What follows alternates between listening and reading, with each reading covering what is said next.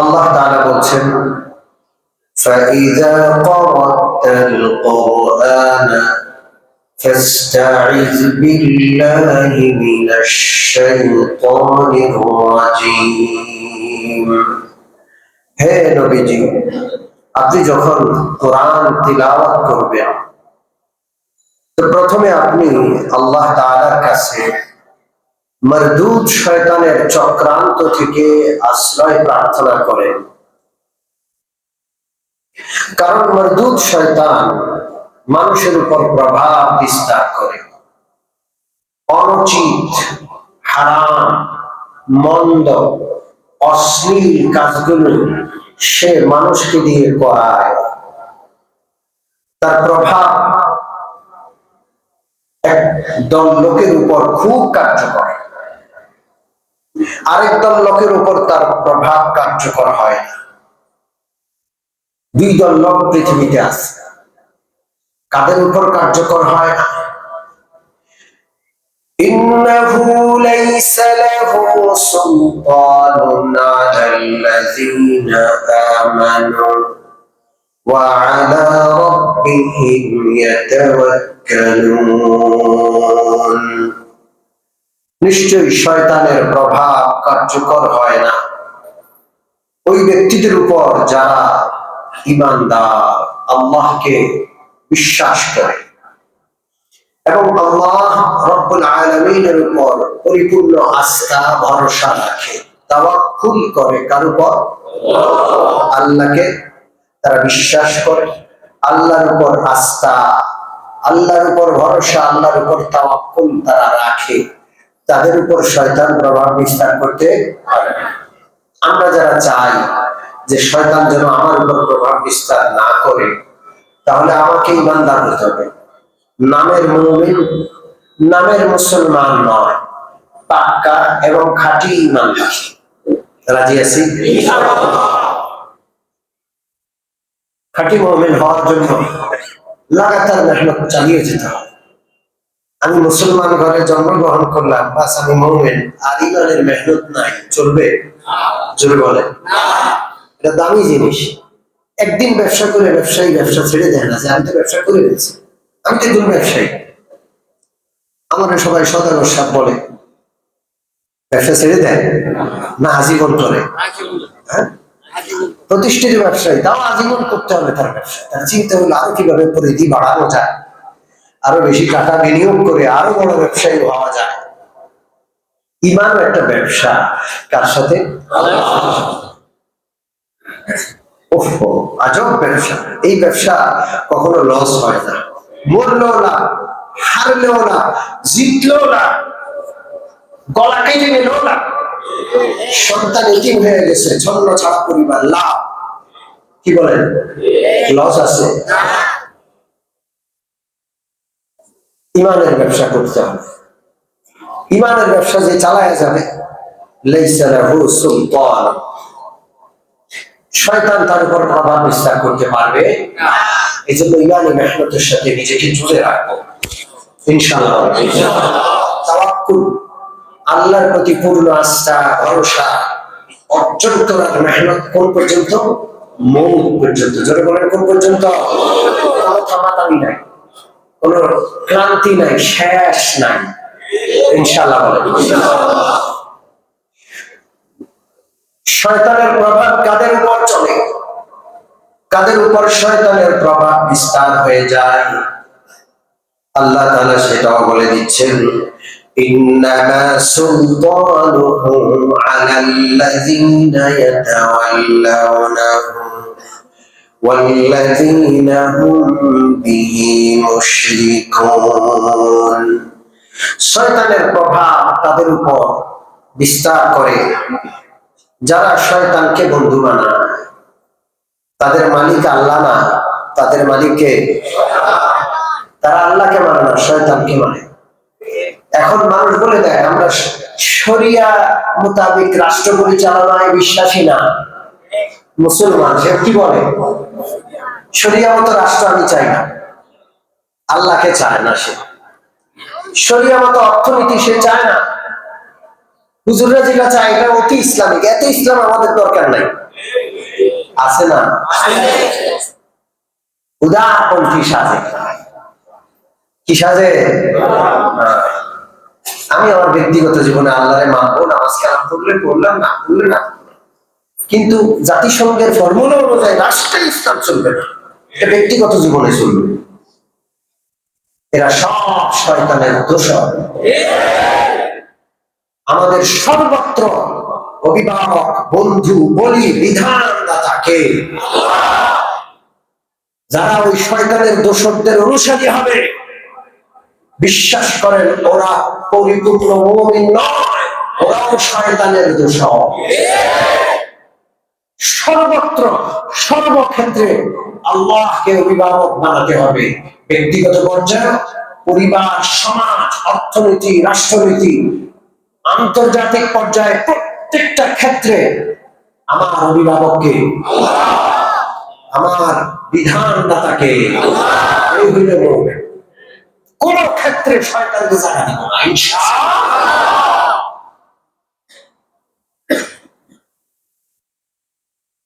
ওয়াল্লাযীনা হুম বিহি মুশরিকুন, যারা আল্লাহর সাথে শিরক করে, তারা শয়তানের বিরুদ্ধে যতই কথা বলুক, তারা আসলে কার দোষর? তাদের উপর শয়তান প্রভাব বিস্তার করে আছে। ঠিক কি ঠিক? সম্মানিত উপস্থিতি, আমি বারবার বলেছি, কোরআন তিলাওয়াত সমস্ত ইবাদতের মধ্যে আফজাল, উত্তম, সর্বোত্তম। কোরআন তেলাওয়াতের পূর্বে যদি আউযু বিল্লাহ পড়ে আল্লাহর কাছে শয়তান থেকে আশ্রয় প্রার্থনা করতে হয়, যত ইবাদত আছে সবগুলোর মধ্যেই মূলত শয়তান থেকে আশ্রয় আল্লাহর কাছে নিতে হবে। ঠিক ঠিক? শয়তানকে, শয়তানের পরিচিতি নিয়ে আলোচনা চলছে। শয়তান আমাদের প্রকাশ্য দুশমন। কে বলছেন? ইন্নাশ শাইতানা লাকুম আদুউম মুবিন। আল্লাহ রাব্বুল আলামিন বলছেন, শয়তান তোমাদের প্রকাশ্য দুশমন। মানব জাতির সৃষ্টি লগ্ন থেকে শয়তান দুশমনি করে যাচ্ছে। শয়তান কখনো মানুষের কল্যাণ চাইনি, এটা আল্লাহ ইতিহাস বলে দিচ্ছেন কোরআনে। কোথায়? মনে থাকবে? মনে থাকবে ইনশাআল্লাহ। লক্ষ বছর, কোটি বছর আগে থেকে শয়তান আমাদের দুশমন। মানব জাতির সৃষ্টি লগ্ন থেকে শয়তান আমাদের দুশমন। আল্লাহ রাব্বুল আলামিন শয়তানের পরিচয় বলে দিচ্ছেন সূরাতুল বাকারা, আরো বিভিন্ন সূরায়। সূরাতুল বাকারাটা আমি আপনাদেরকে শোনাচ্ছি। প্রথম সূরা পবিত্র কোরআনে, সূরাতুল বাকারা 30 থেকে নিয়ে 40 নম্বর, 39 নম্বর আয়াত পর্যন্ত।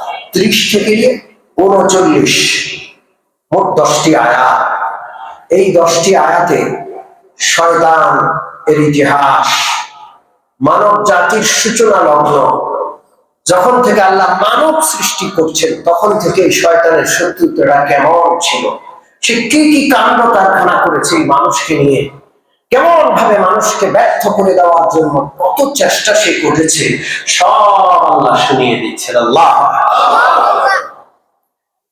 আল্লাহ রাব্বুল আলামিন মানুষকে কি পরিবার মর্যাদা দান করেছেন, আর শয়তান তাকে ওই মর্যাদার আসন থেকে নামিয়ে কোথায় ফেলেছে। আল্লাহ তাআলা শয়তানকে আবার কি কি করলেন, শয়তানের উপর কেমন করে লানত করলেন, সব আল্লাহ তাআলা বলে দিয়েছেন। শুনবো ইনশাআল্লাহ।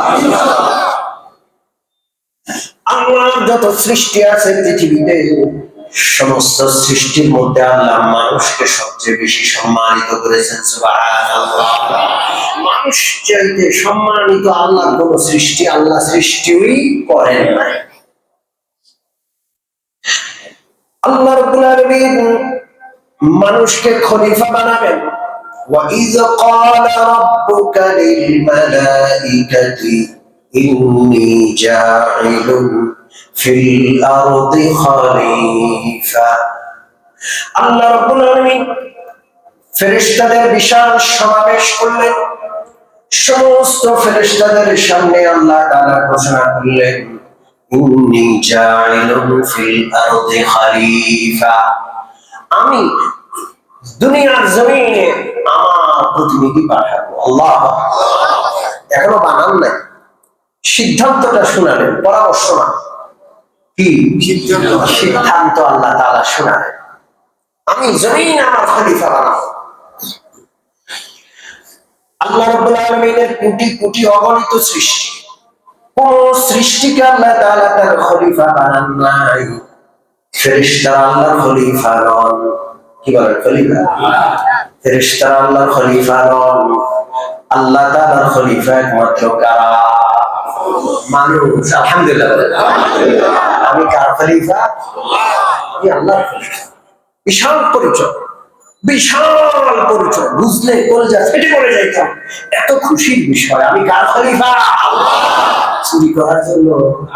কম চুরি, তেল চুরি, পয়সা চুরি না, জনগণের সম্পদ লুট, প্রকল্প চুরি, পুকুর চুরি, নদী সাগর চুরি না। মানুষ বুঝেই না তার পরিচয় কি। এখন মানুষকে তার পরিচয় ভুলিয়ে দেওয়া হচ্ছে। মানুষ নাকি বানরের বাচ্চা।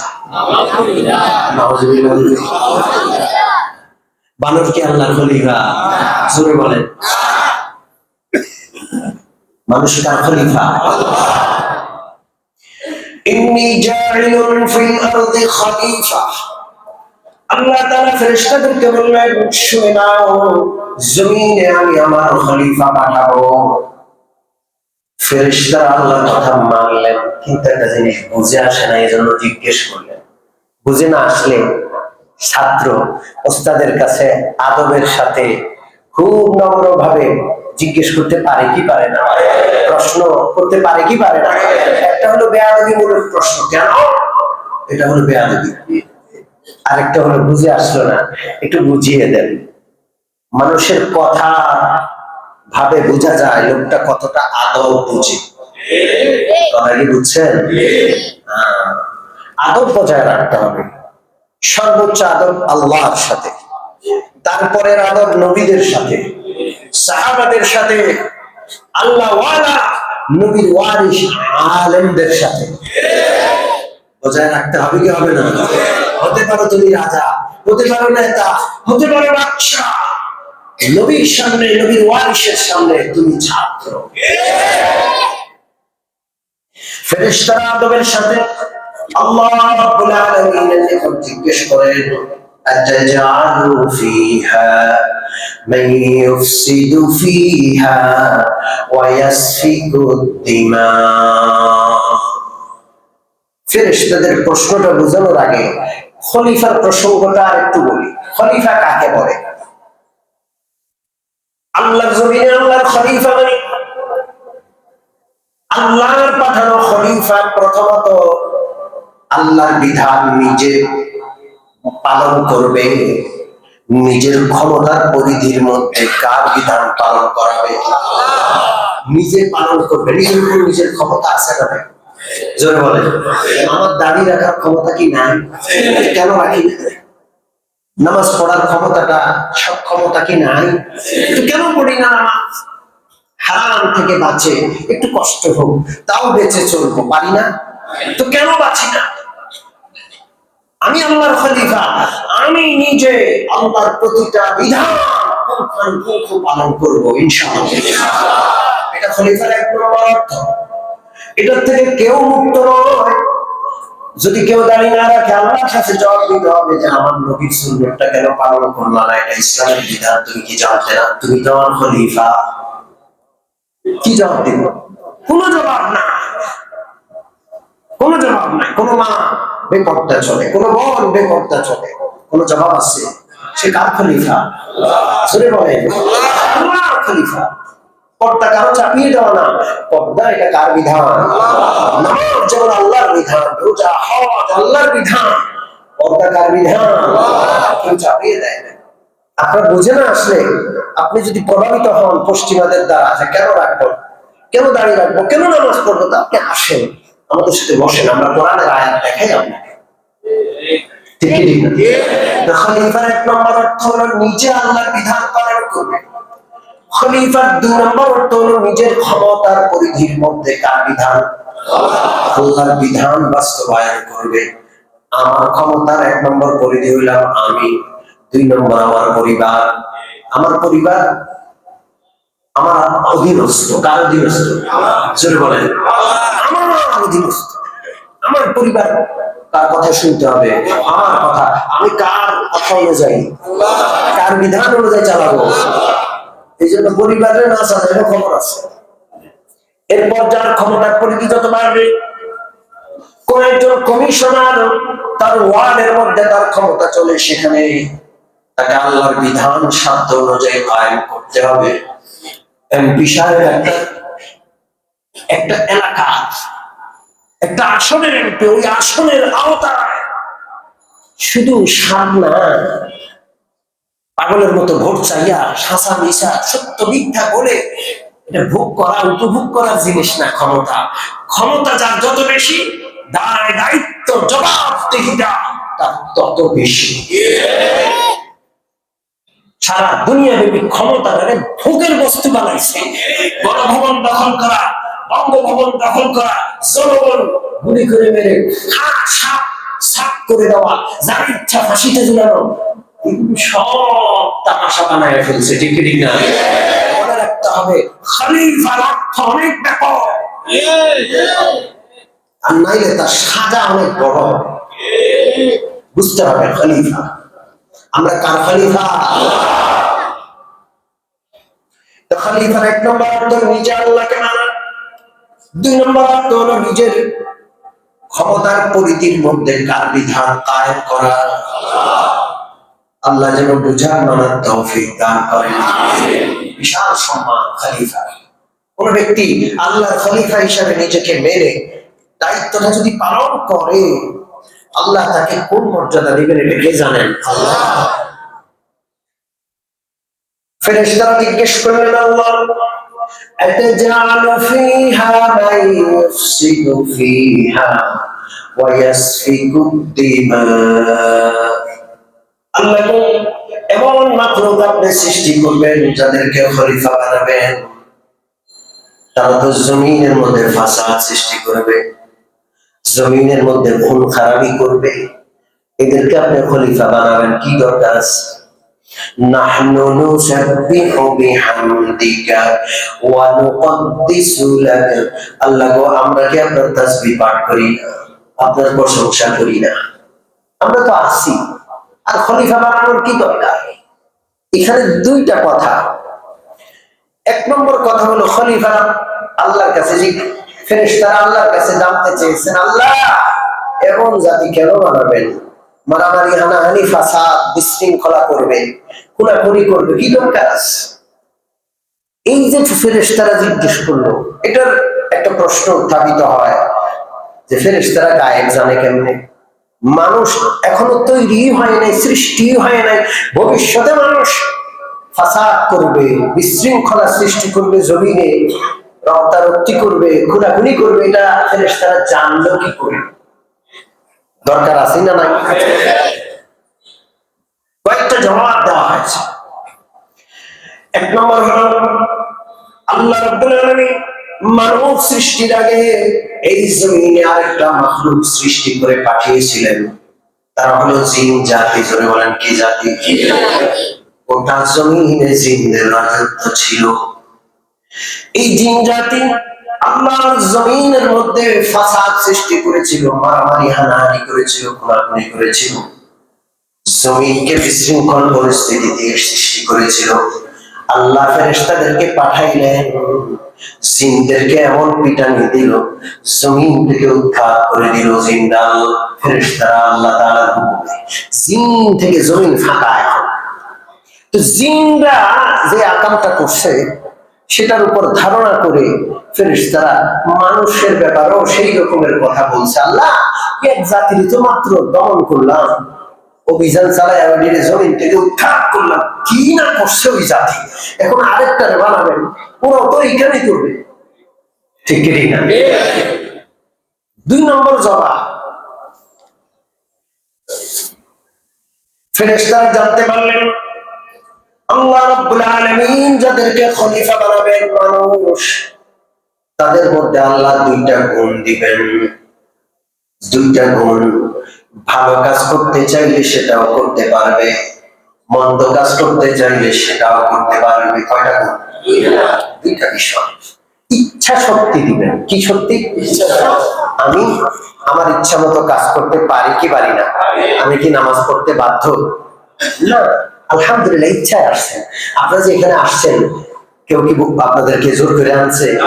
ইচ্ছায় আসছেন। এই যে একটা সৎ কাজ, কোরআনের আলোচনার মজলিস, তাফসীরের মজলিস, এখানে আপনারা এসেছেন স্বেচ্ছায়। আর কিছু মানুষ আছে যারা গুনাহের মজলিসে আছে না? অনেক রকমের গুনাহ চলছে দুনিয়াতে।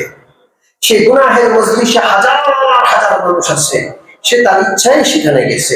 যে এই ইচ্ছা শক্তি আল্লাহ দিলেন, এই ইচ্ছা শক্তির কারণে মানুষ নিজের ইচ্ছাকে ভালো কাজে ব্যবহার না করে ইচ্ছা শক্তিকে মন্দ কাজে ব্যয় করতে পারে আশঙ্কা করে ফেরেশতারা জিজ্ঞেস করলেন, আল্লাহ কেন বানাবেন?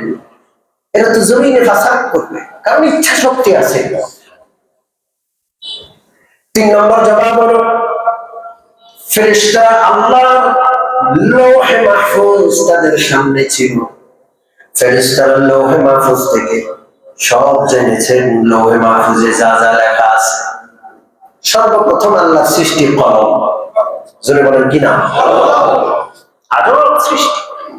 সূরাতুল কলম কোরআনে পাকে একটা সূরা আছে না? কলম খুব গুরুত্বপূর্ণ একটা জিনিস, ইলম শিখার মাধ্যম। নাম কি? কলম। কলম গুয়াত কে মনশা হে জাহানাম, কলম গুয়াত কে মনশা হে জাহানাম, কলম কা শরাব দৌলত মিরাসানা। কলম আল্লাহর এক আজব কুদরতের নাম। আউয়ালু মা খালাকাল্লাহু কলম, সর্বপ্রথম আল্লাহ সৃষ্টি করলেন কলম। এই কলম বড় আজব কলম, কথা বলতে জানে। আল্লাহ রাব্বুল আলামিনের সাথে কলম কথা বলে। আল্লাহু আকবার। কলম, এই কলমের জবান আছে, ভাষা আছে। কলম কার সাথে কথা বলে? কলম জিজ্ঞেস করে আল্লাহ কি করবো? আল্লাহ বলেন উক্তুব, কলম তুমি লিখতে থাকো। কলম পাল্টা প্রশ্ন করে মাযা আকতুবু, আল্লাহ আমি কি লিখবো? আল্লাহ রাব্বুল আলামিন কলমকে বলেন মা কানা ওয়া মা হুয়া কাইনুন ইলাল আবাদ। কলম যা ঘটেছে, যা কিয়ামত পর্যন্ত, অনাদি অনন্তকাল পর্যন্ত ঘটতে থাকবে, সব লিখে ফেলো। আল্লাহ রাব্বুল আলামিনের নবী বলেন জাফাল কলম, আল্লাহর হুকুমে লিখতে লিখতে কলম সব লিখে ফেলে। কিয়ামত পর্যন্ত যা ঘটবে সব লেখা হয়ে গেছে। সুবহানাল্লাহ। লৌহে মাহফুজের পাশে ফেরেশতারা থাকেন। ফেরেশতারা সেই লৌহে মাহফুজের সব লিখনগুলো পাঠ করে তারা বুঝতে পারছে যে এই মানুষগুলো জমিনে ভালোই একটা অঘটন ঘটাবে। ঠিক কি ঠিক না? এই অঘটনটা এখন মসজিদে শুরু হয়েছে। আমাদের দাদি ভাই তবলিগি সাথী ভাইরা দুই দল হইয়া, এখন আগে ছিল বাহিরে মারামারি, আওয়ামী লীগ বিএনপি রাজপথে মারামারি করছে। ঠিক কি ঠিক না? এখন আমাদের এই ভাইরা এসে কোথায় ঢুকছে? আল্লাহ, শয়তান মসজিদের ভিতরে মারামারি লাগাই দিচ্ছে। আল্লাহ যেন হেফাজত করে, আল্লাহ যেন আলেমদেরকে মানার তৌফিক দেন। মানলে খুব সহজ, না মানলে বিষয়গুলো কি কঠিন। জোরে বলেন কি? আলেমদেরকে মানবে না, কেমন কথা বলেন ভাই? আলেমদেরকে মানতেই হবে। আলেমদেরকে না মানলে, নবীর ওয়ারিসদেরকে না মানলে আমার উপর শয়তান প্রভাব বিস্তার করে বসবে। এরপরে আলেমদেরকে বাদ দিয়া মানলে সেটা কাকে মানা হয়? জোরে বলেন কাকে? আল্লাহ যেন ভাইদের বুঝার তৌফিক দান করেন। আসল কথায় আসুন। তো ফেরেশতারা আল্লাহর কাছে জিজ্ঞেস করলেন, আল্লাহ বুঝলাম না, এমন জাতিকে কেন আপনি খলিফা বানাবেন যারা গুনাহ করবে, যারা অন্যায় করবে, মারামারি হানাহানি খুন খারাপি বিশৃঙ্খলা করবে। আর আমরা তো আছি। আল্লাহ গো, ইবাদতের যদি প্রয়োজন হয়, আমরা যত ইবাদত করি এত ইবাদত কেউ করতে পারবে না। নাহনু নুসাব্বিহু বিহামদিকা ওয়া নুকদ্দিসু লাক। ও আল্লাহ, সারা জীবন একজন ফেরেশতা তাসবিহ পড়ছে, কিয়ামত পর্যন্ত তাসবিহ পড়তেই থাকবে। ফেরেশতাদের পায়খানা নাই, পেশাব নাই, ঘুম নাই, নিদ নাই, সংসার নাই, বাচ্চা কাচ্চা নাই, বউ বিবি নাই, আছে জোরে বলেন আছে, খিদে আছে, পানির পিপাসা আছে, আমাদের তো সব আছে। এত কিছু করে আমাদের আর ইবাদতের সময় পাই না। ঠিক কি ঠিক না? অনেকে কয় যে হুজুর নামাজ কালাম আপনারা পড়েন, আপনাদের তো কাম নাই।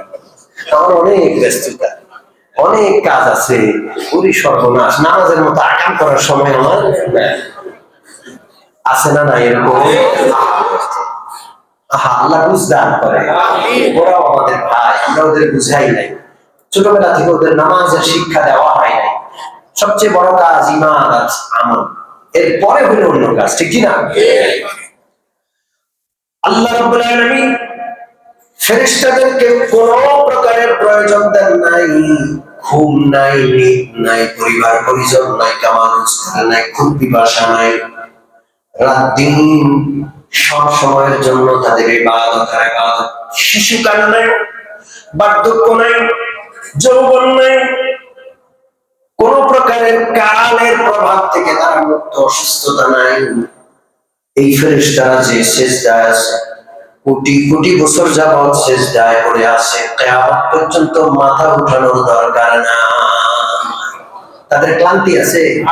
বেশিক্ষণ সিজদায় পড়ে থাকলে আমাদের তো চোখে রক্ত এসে যাবে, নাক দিয়ে রক্ত বের হবে। তাদের কি সমস্যা আছে? নাই।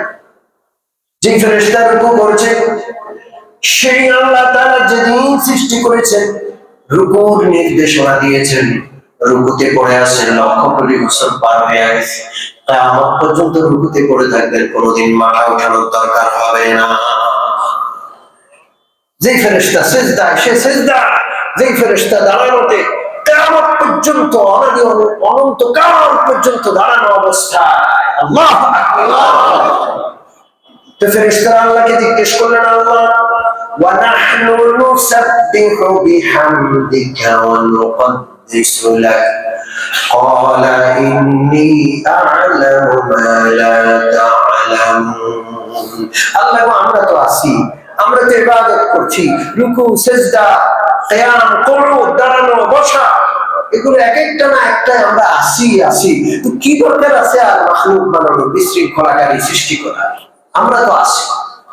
আল্লাহ রাব্বুল আলামিন জবাব দিলেন, ইন্নী আ'লামু মা লা তা'লামুন।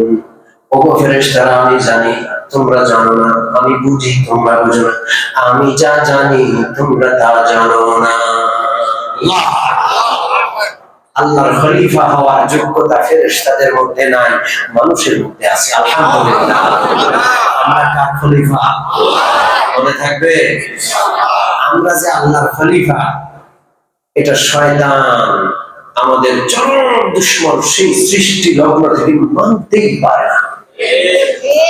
আমাদেরকে খেলাফতের দায়িত্বে অবহেলা করিয়ে, আল্লাহর নাফরমান বানিয়ে, আমাদেরকে গতি গন্তব্য হারা করে, জান্নাতের পথ থেকে বিচ্যুত করে জাহান্নামের আগুনে নিক্ষেপ করতে শয়তান 24 ঘন্টা মেহনত করছে।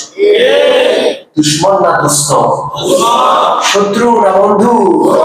মনে থাকবে, মনে থাকবে।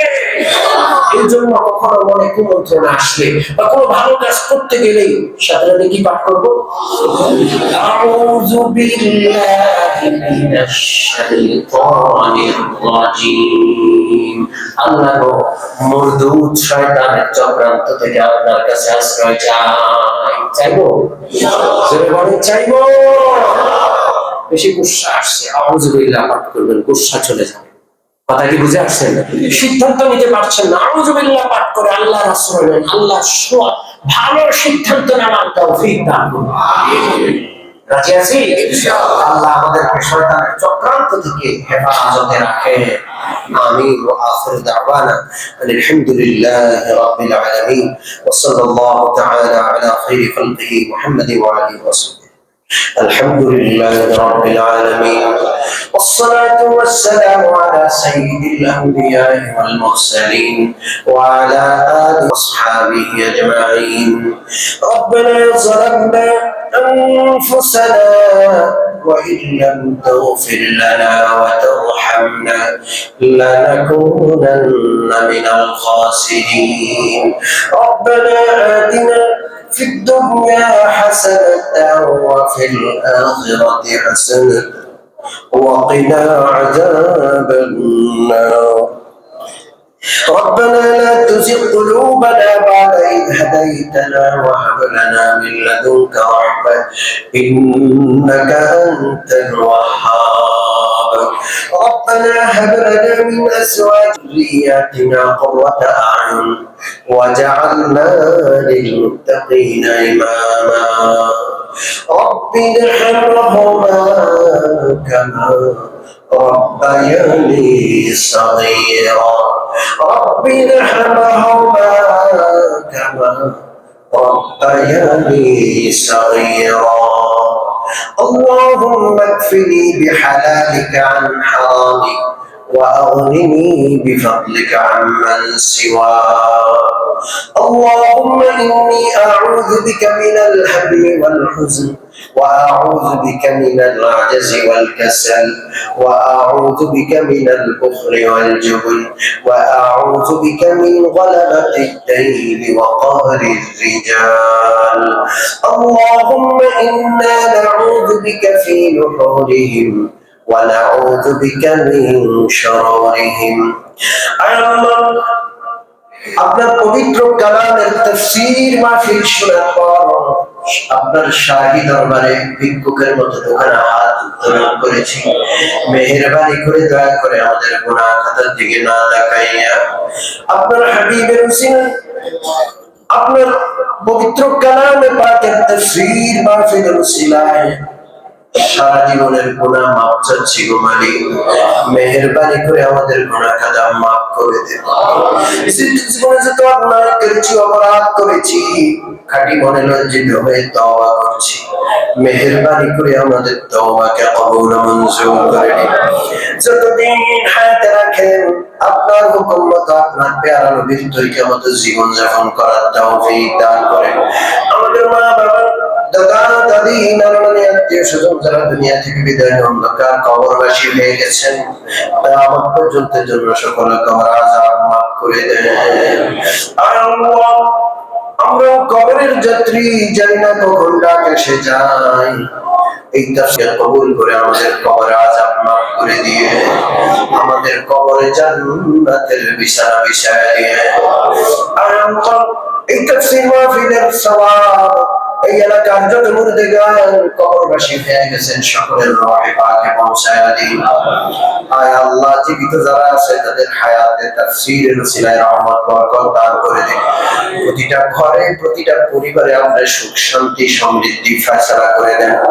আমরা যারা দূর দূরান্ত থেকে তাফসীর শোনার জন্য কোরআনের মহব্বতে পাগল পারা হয়ে আসি, প্রতিটা পরে আপনি সওয়াব দান করে দেন। আয় আল্লাহ, আমাদের জিন্দেগিতে রহমত বরকত দান করে দিন।